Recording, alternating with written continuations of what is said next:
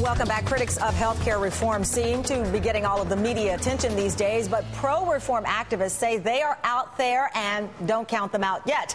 Exhibit A, pro-reform activists refuse to let Republican Congressman Pete Olson get away with telling a story of a pregnant woman who, as Olson told it, could not find a doctor to treat her unborn child's heart defect.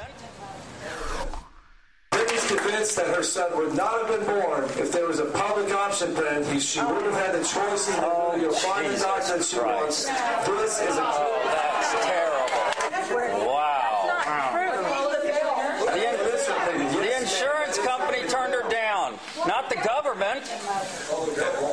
The private insurance turned her down, not the government. Oh my gosh.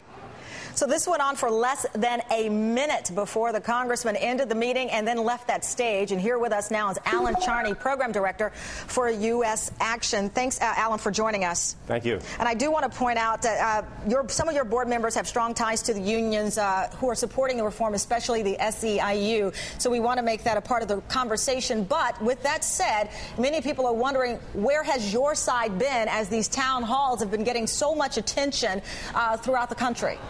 Our side has been organizing at the grassroots level, turning out thousands and thousands of people to town hall events and other activities.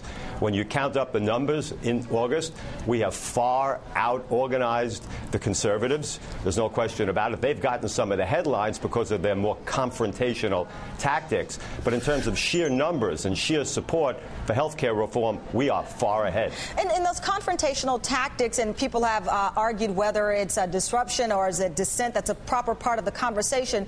Whatever you categorize it, it's got attention because it shows that people are angry, and quite honestly, many of them are afraid, and you can debate whether it's legitimate or not. But on your side, where is the anger? Because it seems that in our society, that is what gets the attention, and that is also what shows that there's passion and conviction behind some of the complaints and concerns. Well, on our side, the anger is totally focused on the insurance companies, the health insurance companies, who have, quite frankly, failed the American people. They certainly failed those who are uninsured, over 45 million, but they failed the vast majority of us because they don't control costs, premiums go up, and the quality of care is threatened as a result.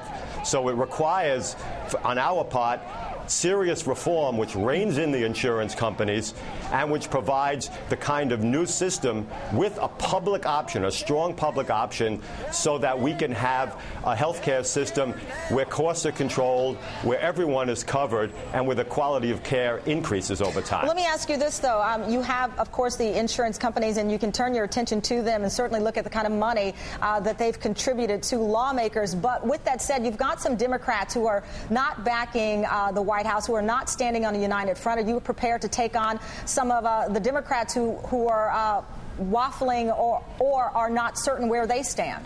Well, we have really gotten their back this month. We've protected and supported a lot of the moderate and blue dog Democrats who have been the target of a lot of the more controversial and confrontational tactics on the part of the right. We have shown them that we will stand with them as they stand with us in support of reform. But will you stand against them if they don't support some of the things that many on the left want, such as public option?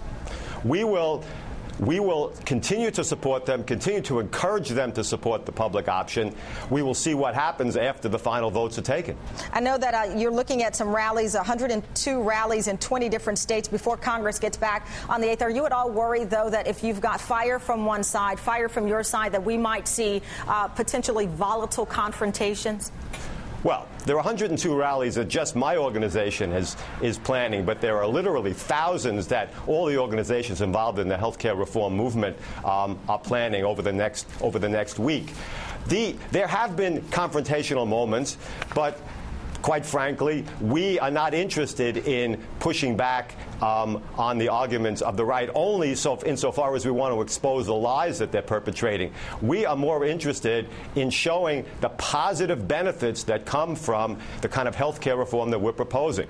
All right, Alan, it was a pleasure hearing the other side of this debate, as it seems that one side has certainly dominated the media when it comes to reactions at the town hall. Certainly appreciate it. Thank you. Thank you very much.